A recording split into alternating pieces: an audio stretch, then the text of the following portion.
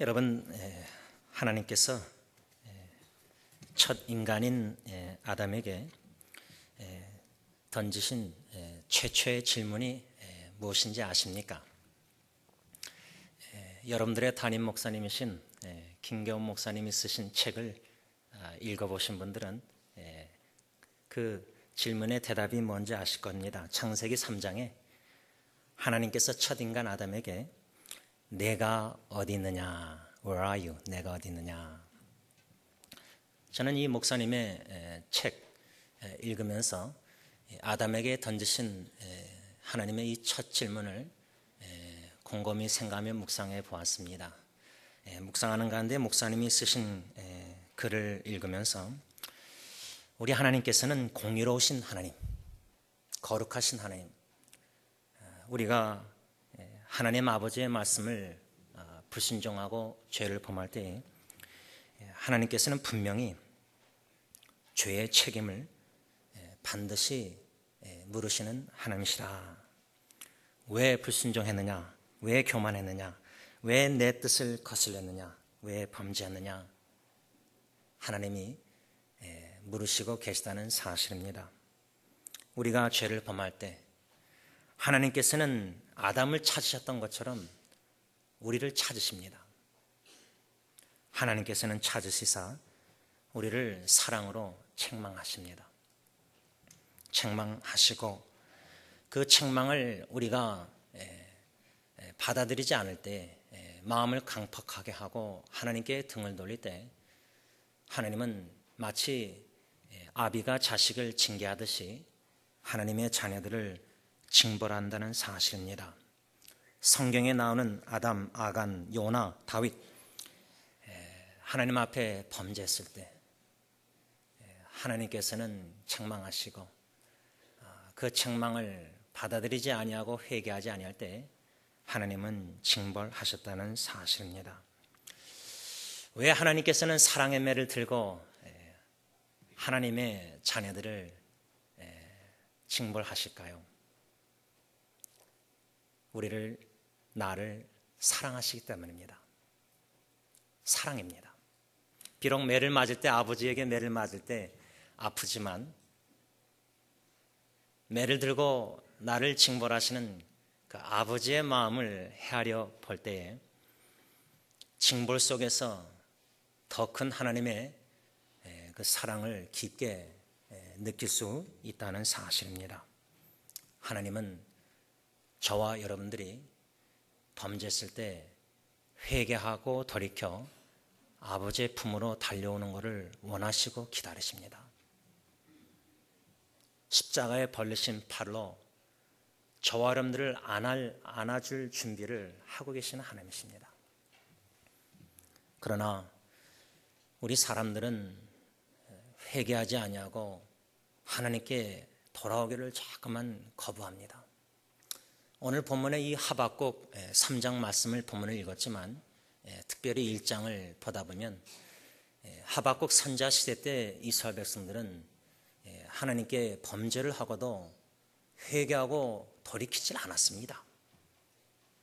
하나님이 찾으시고 책망하시고 책망을 받아들이고 돌아오면 좋은데 우리는 책망을 받고도 양심의 찔림 속에서 뒤돌아서면 다시금 마음을 강팍하게 합니다.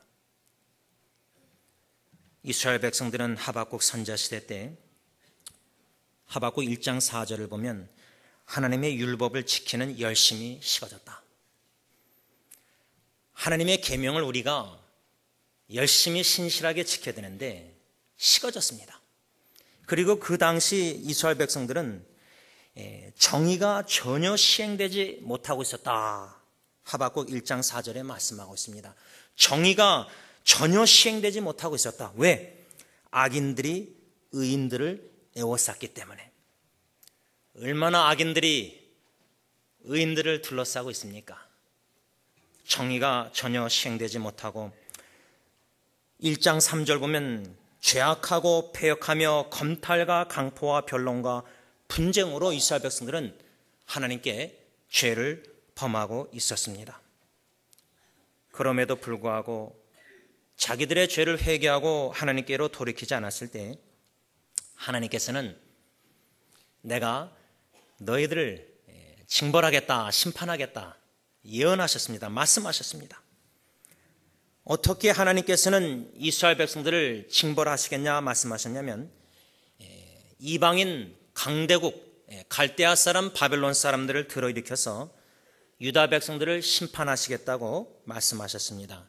이 하나님의 심판의 날이 오늘 본문 하박국 3장 16절에 환난 날이라 이렇게 말씀하고 있습니다. 하나님이 바벨론을 들어일으켜서 이스라엘 백성들을 치실 때에 그 다가오는 환난 날, 하박국 선자는 그 날을 기다리고 있었습니다. 하나님은 입에서 하신 말씀, 사랑의 매를 드시고 작정하셨으면 때리십니다.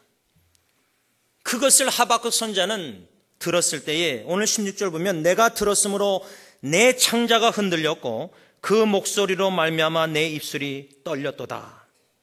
무리가 우리를 치러 올라오는 환난 날을 내가 기다림으로. 어느 누가 환난 날을 기다립니까? 어느 누가 하나님이 내리시는 그 징벌, 징계, 재앙을 기다리는 자가 어디 있습니까? 축복을 기다리는 자들인데 하박국 선자는 환난 날을 기다리고 있었습니다. 그리고 그는 알았습니다. 환난 날이 임할 때에, 바벨론이 쳐들어와서 침략할 때에 유다 땅이 어떻게 될지를 알고 있었습니다. 오늘 본문 17절을 보면 비록 무화과 나무가 무성치 못하며 포도나무에 열매가 없으며 감람나무에 소출이 없으며 밭에 식물이 없으며 우리의 양이 없으며 외양간에 소가 없을지라도. 바벨론 나라가 강대국이 이스라엘을 유다 땅을 쳐들어올 때 가축, 농축물 다 없어질 것을 하박국 선자는 알고 있었습니다.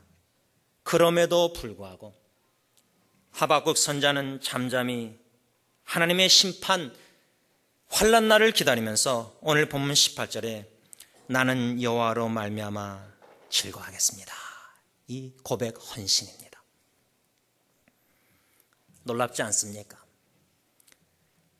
하나님의 내리시는 재앙 그 환난 날을 기다리면서 그럼에도 불구하고 다 없어질지라도, 내 재물, 물질, 건강, 자녀 다 없어질지라도 나는 여호와로 말미암아 즐거워하겠습니다.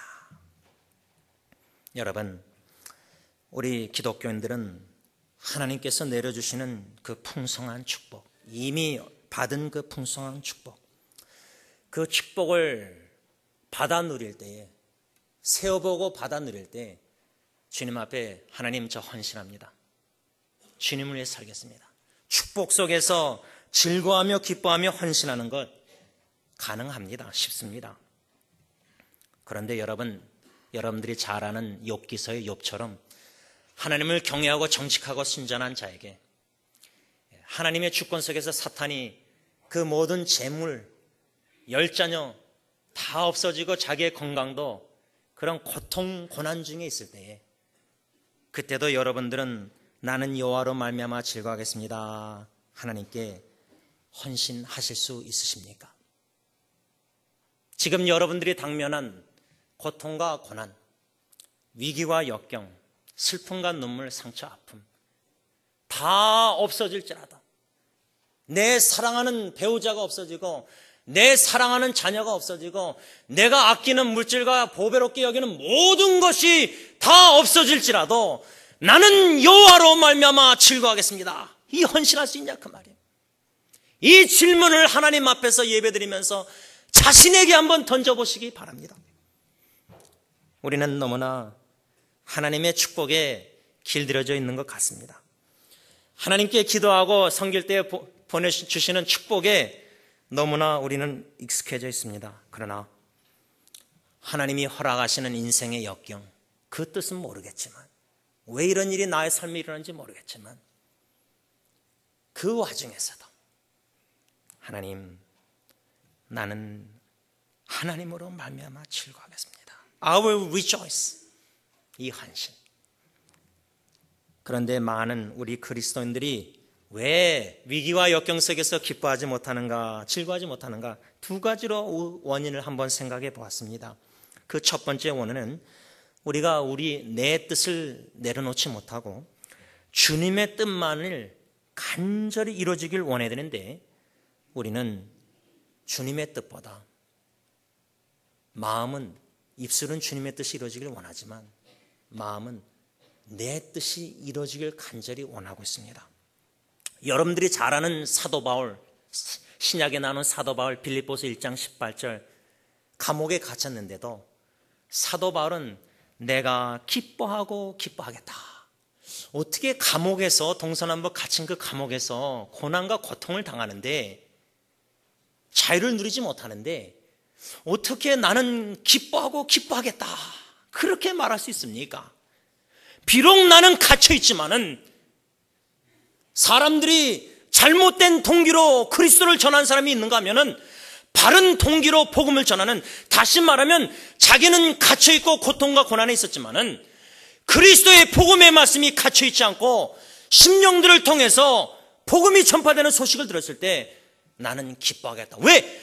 그가 그리도 원했던 것은 자기 뜻이 아니라, 감옥에서 나오는 게 아니라, 내가 갇혀 있을지라도 갇힐 수 없는, 매일 수 없는 예수 그리스도의 복음이 전파될 때 나는 기뻐하리라 그랬다, 그 말입니다.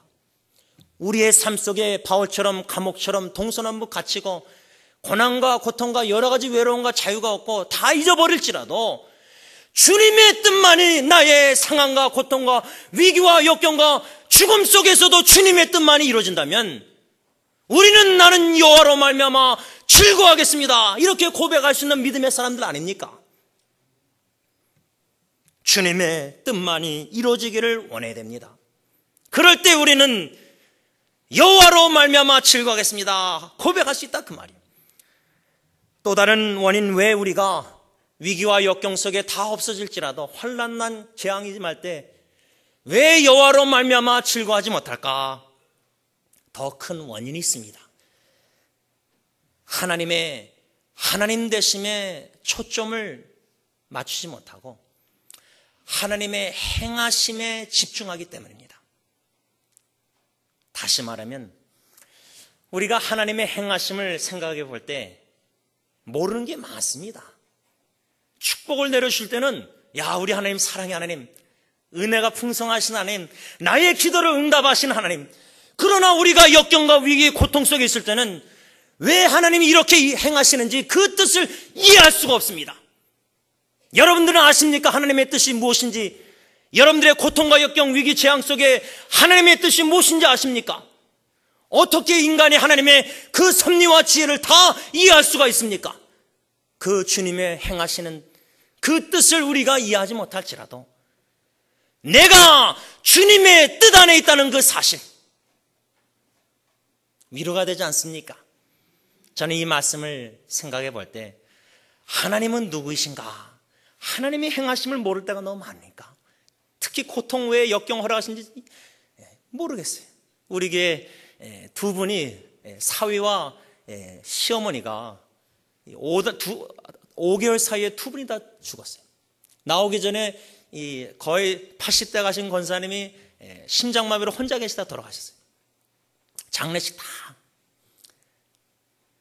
배우자의 죽음. 그 아버님은, 성도님은 병원에 투석하러 갔다가 죽은 소식도 몰랐어요, 부인이.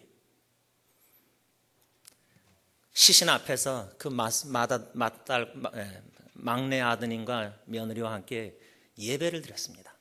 옆에 시신이 누워있는데, 저 쪼개 만들어주고 저희 집 다 실로 그 어려움 속에서 다 짜주신 권사님이.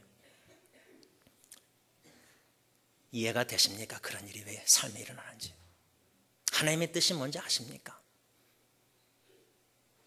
하나님 되시는 그는 선하시다. 저는 그 하나님의 선하심을 참 좋아합니다. 물론 하나님 사랑, 하나님의 은혜, 하나님이 누구신가 성경에 거룩하고 공의로우시고 다 많잖아요.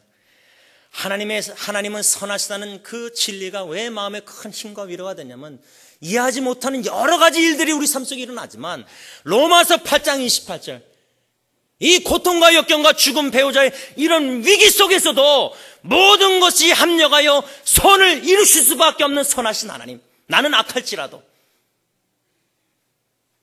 하나님의 선하심을 맛보아할지어다. 시편 34편 8절. 위기와 역경 속에서도 하나님의 선하심을 맛보는 자들이 저와 여러분입니다. 그러므로 좋으신 하나님을, 선하신 하나님을 찬양하는 자가 바로 저와 여러분들입니다. 여러분, 저와 여러분들의 삶 속에 오직 예수 그리스도만이, 그 주님만이 저와 여러분들의 소망이요 생명이요 기쁨입니다. 그의 부활과 승천과 재림을 기뻐하는 저와 여러분들이지만 그의 고통과 십자가와 죽음도 기뻐하는 자가 바로 저와 여러분들입니다. 어떻게 하박국 선지자가 그 환난 날을 기다리면서 바벨론 나라가 쳐들어올 것을 기다리면서 예언의 성취가 이루어지길 기다리면서 어떻게 그는 나는 여호와로 말미암아 즐거워하겠습니다 헌신 기도 드릴 수 있었을까? 두 가지입니다. 오늘 18절 보면 나는 여호와로 말미암아 즐거워하며 나의 구원의 하나님으로 말미암아 기뻐하려다. 나의 구원이 되시는 하나님. 하박국 선지자는 비록 하나님께서 이스라엘 백성들을 사랑해서 징계하심에 있어서 몽댕이 회초리 바벨론 나라를 들어일으키셨지만 교만한 바벨론 나라를 꺾으시고 심판하시사 다시금 이스라엘 백성들을 건져주시고 구원해 주실 그 구원의 하나님을 믿었다 그 말입니다. 나의 구원의 하나님으로 말미암아 기뻐하려다. 여러분, 장차 하나님께서는 바벨론과 같은 사탄, 그 사탄 왕국의 모든 악한 영들, 악한 사람들, 하나님은 분명히 심판하십니다. 그들을 심판하심으로 하나님의 자녀들인 교회를 분명히 구원하시는 하나님이십니다. 그때에 우리는 요한계시록 15장 3절의 말씀처럼 하나님의 영광스러운 보좌 앞에 깨끗한 거룩한 영광스러운 신부로 홀로 변화된 하나님의 백성들이 동서남북에서 다 모여서 모세의 노래, 어린 양의 노래, 구원의 노래, 승리의 노래를 찬양할 것입니다. 이 시간 우리 다 함께 우리 보좌 앞에 모였네 하나님께 찬양을 드리겠습니다.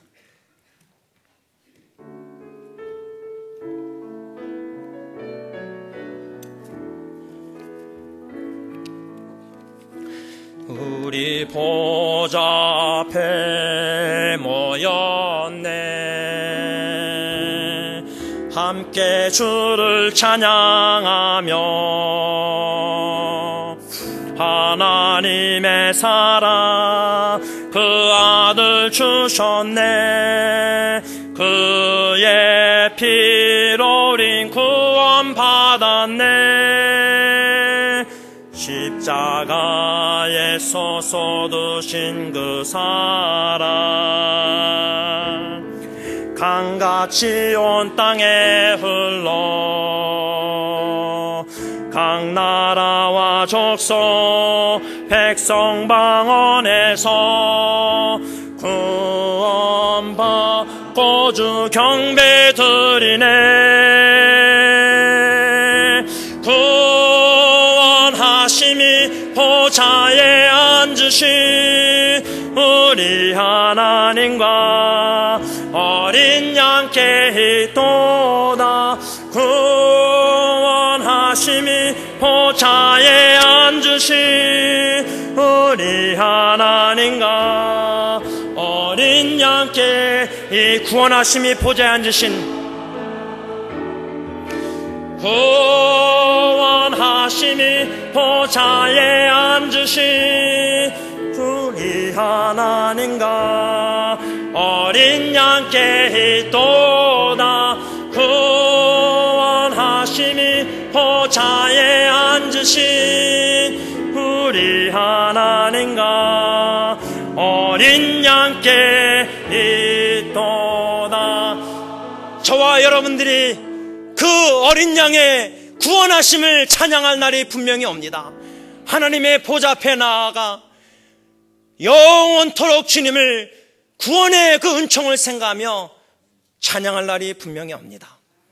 그 구원의 하나님이 지금 저와 여러분들이 겪고 있는 고난과 역경 위기 속에서 비록 하나님의 뜻을 우리가 헤아리지 못할지라도 분명히 건져주실 것입니다.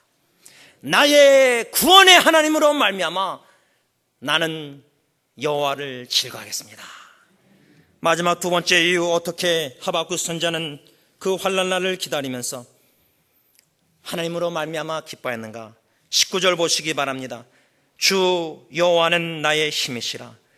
나의 발을 사슴과 같게 하사 나를 나의 높은 곳으로 다니게 하시라. 여러분, 환난, 위기, 역경을 만날 때에 세월 지나갈수록 의지할 것 주님밖에 없다, 그 찬송 아시죠? 저는 그 찬양 부를 때마다 어려운 일 당할 때 나의 믿음 약하나. 여러분, 우리 믿음 그렇게 강하지 않습니다.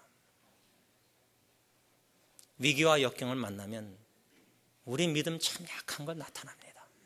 연약합니다. 우리 그렇게 강하지 않습니다. 위기와 역경을, 환난을 통해서 다 없어지고 힘이 없어지고 다 약해질 때, 그 와중에서도 하박국 선지자는 나는 여호와로 말미암아 즐거워하겠습니다, 헌신기도. 어떻게 가능했는가? 나의 힘이 되신 여호와 하나님, 나의 힘이 되신 하나님, 사슴처럼 그 발에 힘을 주시고 빠르게 하시사 위기와 역경에서 건져주시는 하나님은 우리가 약할 때 강함을 주시는 하나님이십니다. 사도 바울처럼 그러므로 우리는 우리의 연약함을 자랑하는 겁니다. 왜냐하면 그리스도의 능력이 내게 머물게 하려 함이라. 그러므로 사도 바울은 고난과 역경 밖에 그 모든 와중에서도 나는 기뻐하리로다. 시편 18편 1천, 나의 힘이 되신 여호와여, 내가 주를 사랑하나이다. 오늘 이 아침에 환난과 역경, 위기와 어려움 가운데, 아픔 가운데 하나님의 전에 올라와 예배드리신 여러분, 나의 구원이 되시고 나의 힘이 되신 여호와 하나님, 그 하나님으로 인하여 즐거워하며 헌신할 수 있기를 간절히 바랍니다. 이 시간 우리 다 일어나셔서 나의 힘이 되신 여호와여 하나님께 함께 찬양드립니다.